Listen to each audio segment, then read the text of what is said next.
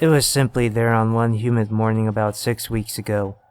I walked out of my house, looked right on the way to my car, and there it was, a black square in the middle of the street. I thought it was a strange box or something. Thinking nothing of it, I went off to get lunch. But it was still there when I returned. And this time the neighborhood kids that usually collectively played in the yard to my house's left were now instead off to the right. Circled around the black square, they were talking, laughing, and poking at it with sticks. Something didn't seem right about the scene, so I got out of my car and stood for a moment watching. What was wrong here? It hit me. They weren't poking at it. They were poking into it. One of the local teenagers was sitting on the porch behind me, so I knew the kids were being looked after. If it was some strange prank or something, well, I'd hear about it later. I headed back inside and returned to writing that day's story. Around 8 in the evening, someone began knocking on our front door. 2 of my roommates were in their rooms with the doors open, but we were all playing an online game together, so we ignored it and hoped the guy in the room downstairs would get it. He either didn't hear it or didn't care, so we sat there listening to the pounding and knocking for about 15 minutes before one of my roommates logged off the game and stormed down to the front door. I heard, "What the hell do you want? None of us are parked in your goddamn spot. We never park in your spot." That didn't sound good. I left my computer and slid down the hallway to see what was going on. They told me stories about Bill and how he insisted that one section of the sidewalk was for his food truck. Apparently, he'd go around at literally any time of day or night, knocking on every single door in the neighborhood until he found the offender.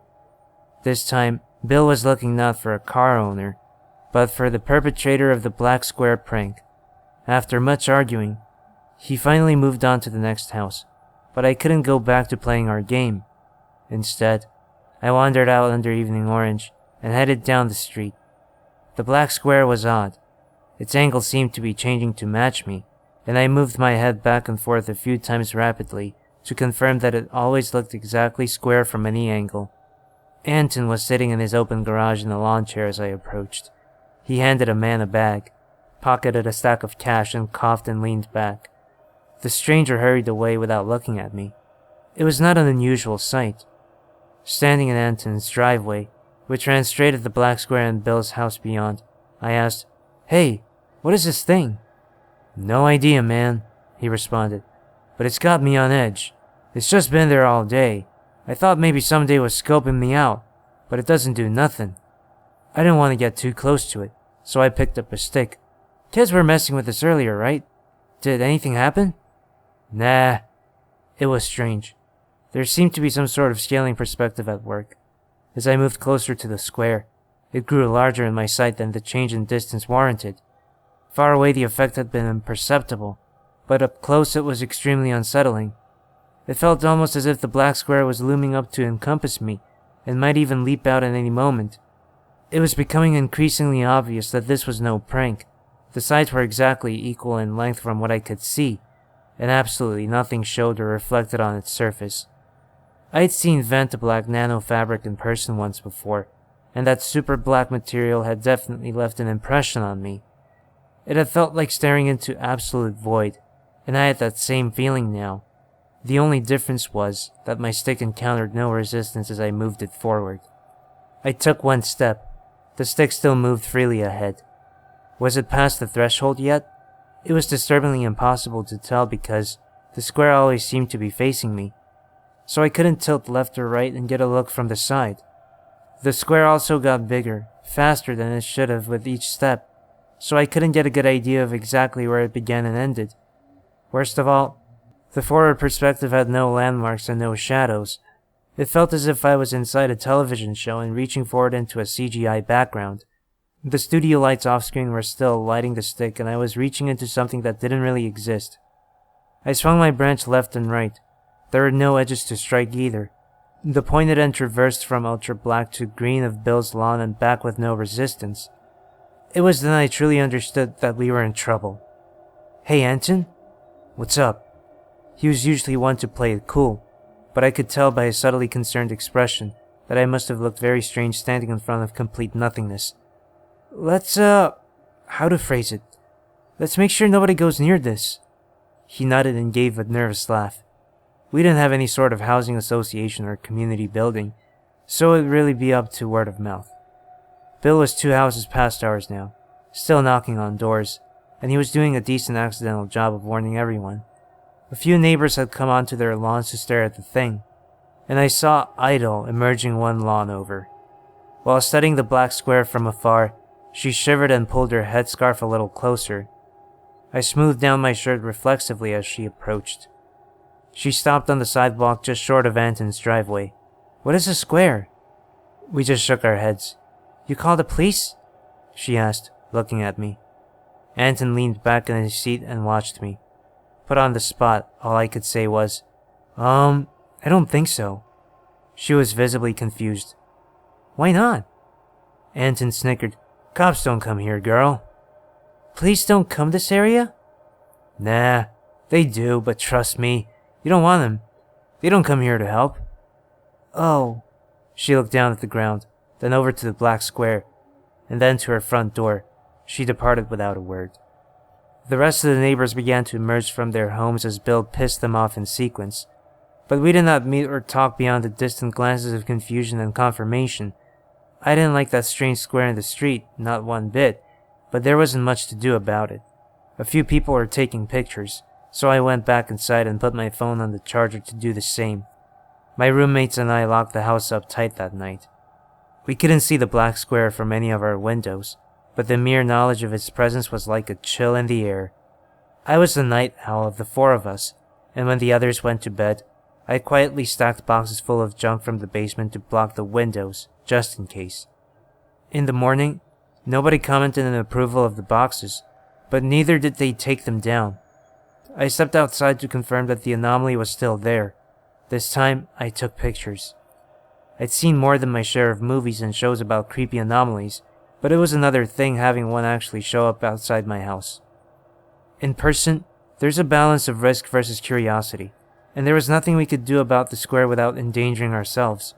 We couldn't get too close to it, because who knew what would happen, and we certainly couldn't go inside it. So it sat there, and, in large part, we ignored it in our day-to-day lives. But there's also another kind of risk, the unknown, and the stress effects on your community and on your health. Each morning for a week, I would look to my right at that eerie black square and wonder if I was being watched. Or worse, was it some kind of hole from somewhere that might let in horrific entities beyond our understanding? Or hell, even just basic clawed creatures we could understand would be horrifying. A simple wolf or bear on the loose on our street would have been an emergency warranting help, and here we were with the possibility of literally anything appearing at any time. On a random night, that about 8 people were over to play board games, Idol asked again if I would call somebody. This time I agreed. But who? And how? I did find some numbers for 2 local news channels. I sent in my pictures, but they laughed at me and said they looked photoshopped. I insisted that no, it was literally just a black square, and they told me to call back when I had something scarier. The military was an obvious answer too, but how does one call the military? I didn't exactly have a phone number for the military. Each night for a week, I waited on hold with various desks, bases, and institutions, repeating my story verbatim each time. A strange anomaly has appeared in our neighborhood, and I need somebody to come take a look at it. Most secretaries hung up on me immediately, but I finally got one that laughed. He asked, "Watching some X-Files tonight?" I sighed. Look, I've been trying to contact someone about this for a week. Let's say, hypothetically, that I'm serious. Is there some sort of division or group for that? Let me just call Area 51, buddy. They'll take care of you. Come on, there has to be some guy that takes weird phone calls and checks them out, right? Aw, that's no fun. Fine, I'll give you the number. I had it. Finally, I had it. The next conversation I had was promising, and the military jeep showed up the next morning. Idol texted me when she saw it park on the street, and I hurriedly went outside to greet one man, apparently. He was slightly older than me, and he stood staring at the black square with a haunted gaze. As I finally got his attention, he turned his head to look at me and said, "Motherfuck!" Right? I pointed down the street at the black square. That thing's been sitting there like that for a week and a half. Finally prompted to move, He went to the back of his Jeep, pulled out a tripod and a camera, and setting up facing the anomaly. Watching him, I asked, "So you're gonna call in the big guns, right? Someone will take care of this?" His only answer was a glance, and then he got in his Jeep and drove off, leaving the equipment running. That was progress, I told myself. Somebody was aware of the issue now, and somebody was on it. Small consolation as the days wore on. One of the neighbors boarded up their windows and then everyone did. Nobody asked the first house to do it if they had seen or heard something scary. We just did it. That day we went to the hardware store. Endured the awkward process of explaining what we were doing to the overly helpful employees, and took our boxes of nails and stacks of wood and began hammering into the window frames. I winced at the first one that went awry and damaged the wall, but I figured our security deposit was long gone anyway. We kept the curtain between the glass and the wood, so that the landlord wouldn't notice on a casual drive-by, although he would certainly see that the entire neighborhood had suddenly acquired bars and boards. If the area went to shit, would he lower our rent? Doubtful. Then, my roommates and I got drunk together for the first time in months. The neighbors were doing the same thing in their boarded-up houses and on their lawns, and eventually we had a sort of block party going. It was an eerie thing, all being connected and bonded by a common threat, but being unable to mention that threat even as it loomed in the distance at all times. There was nothing we could do about it, so mentioning it publicly was impolite. As dusk deepened and someone started a bonfire in the backyard, I almost couldn't stand the pressure of what was happening. That thing might turn deadly and kill us all any time, but I wasn't even allowed to mention it without pissing people off. Boarding up our houses? We were all reacting to it. We were all aware it existed, and we all knew everyone else knew too, but we couldn't talk about it? A weird defensiveness was emerging among the conversations I overheard. This was our street and none of us could afford to move away. Therefore, the black square had to be harmless. There were even people talking about the idea that there was nothing wrong at all, and that talk was growing. Agitated, I left the block party. I still wanted to drink, but angrily now, so I went to the nearest bar and sat. By pure chance, to my left was the soldier who'd set up the camera equipment. He was half sloshed already, and he looked sidelong at me while holding the bar to keep himself up. He laughed darkly. "Oh, it's you." It was almost a relief to see that he was still in town. "You guys gonna do anything about the black square once you collect enough info?" He sat taller and focused his bloodshot eyes on me. "Guys?" "Yeah, your team or whoever." "It's just me." "Oh, well, what about the higher-ups?" He downed another shot that had just been delivered. "Higher-ups? My whole department got cleaned out by the new administration to cut costs or something. I'm the only guy in my entire building." My beer arrived, and I took a sip of it while trying to fully understand what he meant. "Like, temporarily?" He gave an exaggerated shrug. "It's been 7 months, and nobody talks to me or tells me anything. I just get a paycheck automatically. No emails, no nothing. I'm thinking maybe they just forgot to transfer me when they got the rest. I don't think anybody even knows I'm still there." That was an off-putting thing to hear. "Then, what do we do about the black square?" He gave a long, drunk belly laugh.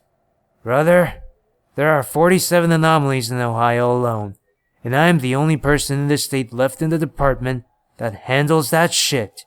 Just be happy that yours isn't making people crazy or changing your muscle tissue into acid while you sleep."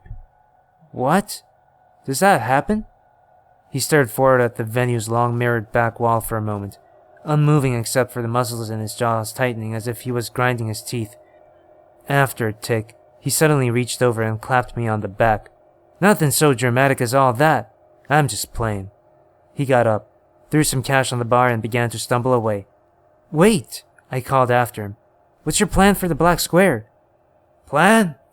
He yelled back on his way out the door. "You're on your own, brother." I skirted through the crowd and pushed out into the night. "And what about the 46 other anomalies?" He just kept walking and soon became small in the distance. Was it really possible that there was nobody manning the defenses for things like this? Were we simply open to danger with no one to respond? Was the only working plan to hope that nothing bad would happen? What the hell kind of plan was that? I returned home even more agitated than before. It was about 3 weeks after the appearance of the anomaly that those that insisted the black square was harmless became the majority. We'd been able to complain about it, make jokes and watch it fearfully before that afternoon, but the winds changed and I immediately found myself on the outside with no warning. If I glanced suspiciously at the black square, someone would deride me for it. If I tried to measure it to see if it was growing at all, someone would come out on their lawn and tell me to stop and that I was wasting my time.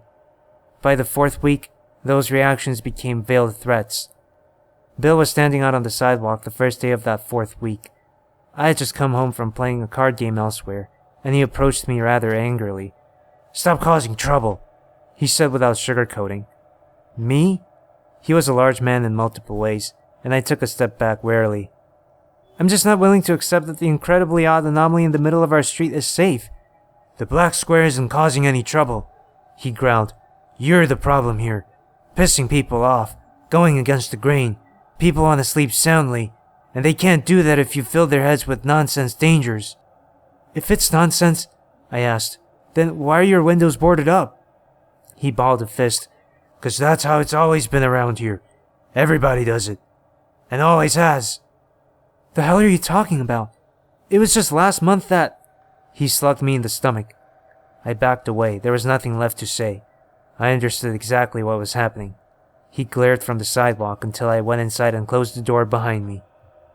2 mornings later, screaming erupted from a few houses down.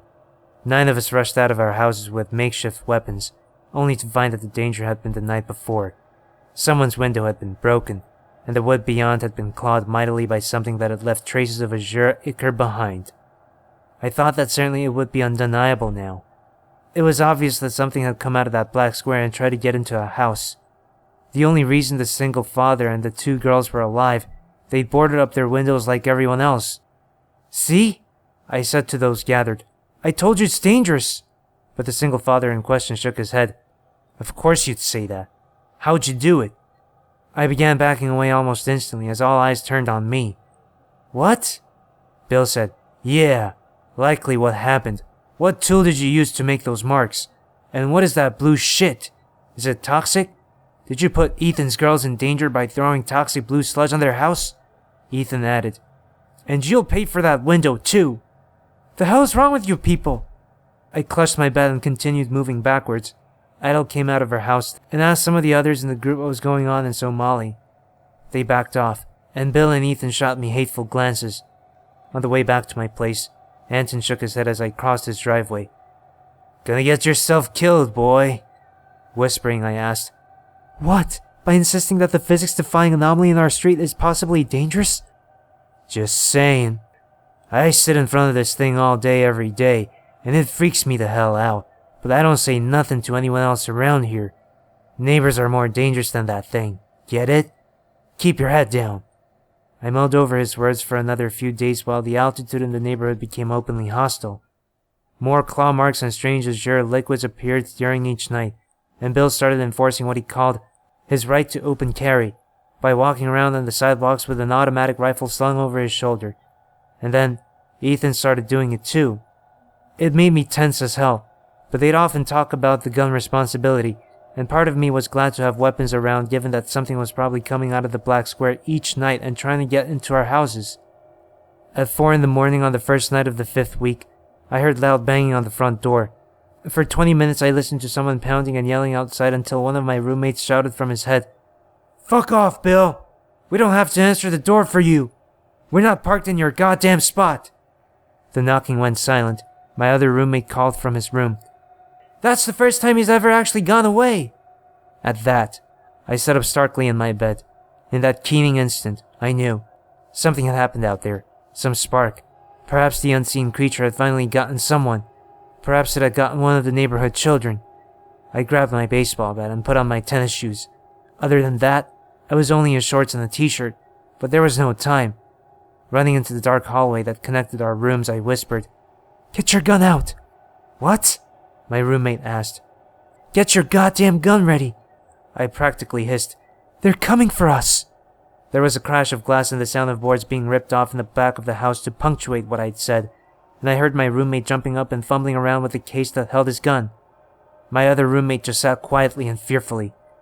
"They're not coming for us! They're coming for you!" In the dark, I heard his door close and lock. This was no movie situation. I knew this would end very quickly between untrained civilians, and I knew I was at a big disadvantage. If the windows hadn't been boarded up, I would have escaped that way, but I was forced into a corner. I only had knowledge of the terrain and advantage of surprise.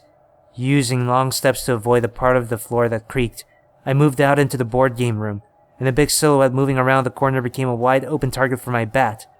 I swung without restraint, and as hard as I could.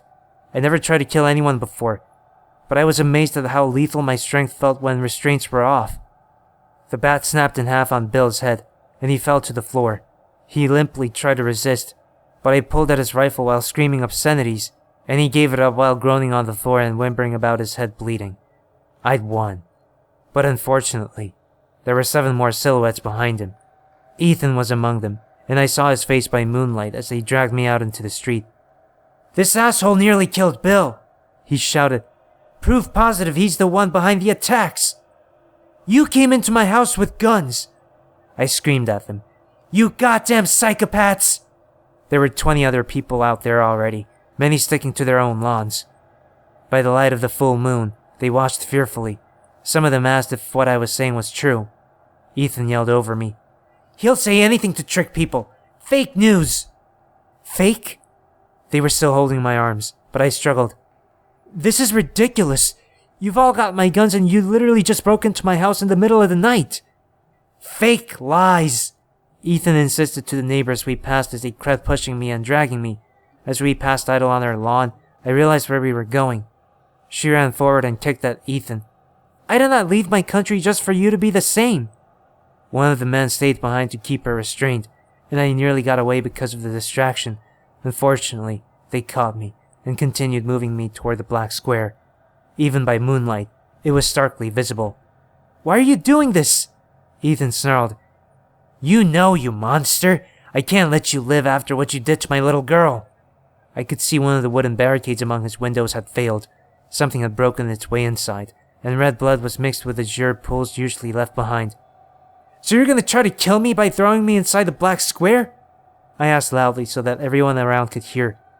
"How does that make any sense if you insist it's not dangerous? That I'm the one who somehow orchestrated these attacks in the night?" One of the neighbors screamed, "Stop trying to get out of this! Fake news!" She turned and insisted to someone else that I was a liar. "Getting rid of him will stop the attacks!" They were lost. I'd known it. But it was only now that I truly accepted that I was not in the neighborhood surrounded by peers. I'd been living in a hostile territory surrounded by enemies for weeks, and they'd become delusional because of their own fear. Living with fear every single day and being unable to do anything about it had turned their fear to anger, and now anger had become violence directed at the only target they could actually reach, their neighbor. On that first night of the 5th week, they kicked me forward and pointed their guns at me, forcing me to walk into the black square, the unknown source of their fear.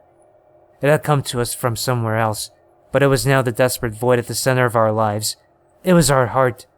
I'd never felt more sharp and aware. Adrenaline seared fire through my every nerve as I kept moving forward away from the guns at my back. The dark square expanded rapidly in my sight, but then grew more slowly as I came nearer than ever before. I asymptomatically filled half of the sphere of what I could see. I kept waiting to pass the threshold like a door, to see the sides I tried to find with sticks and ropes over the last 5 weeks, but it never came. I kept pressing forward only to find myself still half in the world I knew and half in the darkness, until I turned around and saw Ethan and the others very far behind me. My brain struggled to process the shape or curve of what was happening, but I had a distinct sensation that I could keep walking forever and the black square would remain a giant sail pressed against half of me. Except I knew there was an unseen drop-off, and perhaps that was the key. Perhaps the door was actually down, and the black square we could perceive was merely a higher dimensional perspective on it. I got down on my knees and hands began to crawl. I couldn't afford to fall accidentally. "Don't bother," Ethan shouted in the distance. "You're going over. You're not getting out of this." There it was. I could feel the edge. Here, the black square was almost exactly half of what I could see around me. Directly above, to the left, to the right, and down. The paved street far beyond Bill's and Anton's houses, part of the street I'd stood upon many times coming the other direction, now met sheer void. But it wasn't dark. Light had always been coming up from below. There'd just been nothing for it to reflect from, so that we could see it. Light came up from below now, illuminating my face, my eyes, my mind. It was a ghastly light, certainly not ever a color that had graced our world before, and I could see everything by the cast of its deep glare. I had never seen that color with the rods and cones in my eyes before, but I knew what it was. If you could open a door into the mind and observe the who's within, if you opened that door into the mind of a person being tortured with perfect and exacting skill, you would see the chroma of pain. Not just the feeling of it or the idea of it in thought, but the blood of the concept, the core, as a brushstroke on existence. For some reason, I laughed, but I did not smile. I stood and began to walk back. Ethan held his assault rifle forward. "Don't you come back here! Don't you fucking do it!" I shook my head. The other men behind him raised their guns too, but they were waiting on him. I didn't slow. I couldn't. As I moved toward Ethan, I told him, "You're human, Ethan. Fundamentally capable of good, or just neutrality, of cooperation, of peace." The words spilled directly from my raw brain and into the night air. "You're not like what's over that edge. Take a look for yourself. You'll understand." The barrel of his weapon glimmered darkly by moonlight, but the square behind me was blacker. "What do you mean?" he asked after a moment, the strain of oncoming terror dampening his tone. I think he saw the look in my eyes.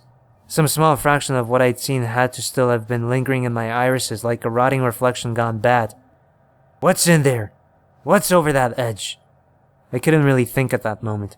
I put my forehead to the barrel of his rifle and grasped for the trigger under his hands. "Please!" He pulled away in fear. "You're crazy!" They were no longer a threat now. I drifted past them and back to my house, where one of my roommates peered out its door and apologized, and the other finally finished finding his ammunition. "Danger's past. Don't bother," I murmured before going into my room and sitting on my bed. It took 6 days for my brain to develop a coping mechanism.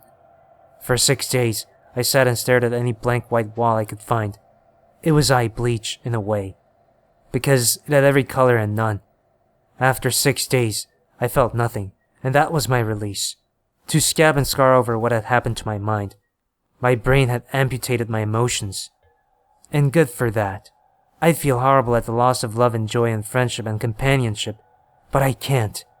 And that's better than feeling what I witnessed over that edge. Bill was back from the hospital by then, and feeling rather sheepish. A neighborhood watch had been set up and armed men were taking turns guarding the black square, around which they built a wall out of bricks and cement. They knew that nobody would be coming to help. No police, no military, no government. We were on our own, a fact which made Idle sad as she talked to me about the home she'd left, where it had been exactly the same in her village. "This is humans," I told her. "Sometimes we do better, for a little while.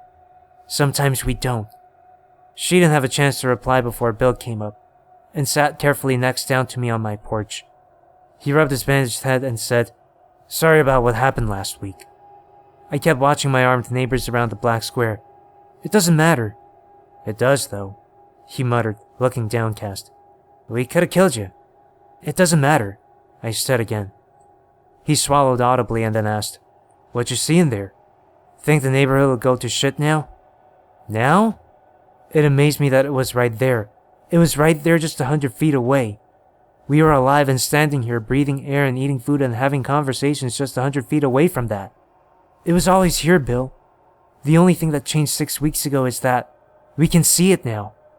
We don't talk much anymore. The neighborhood is quieter than before. We just sit and wait for the inevitable. Each day and each night, the black pit is among us, lurking in open sight. And one day, it'll spill forth ungodly horrors I don't need to describe because you already know what they look like. Sometimes we do better. Sometimes we don't.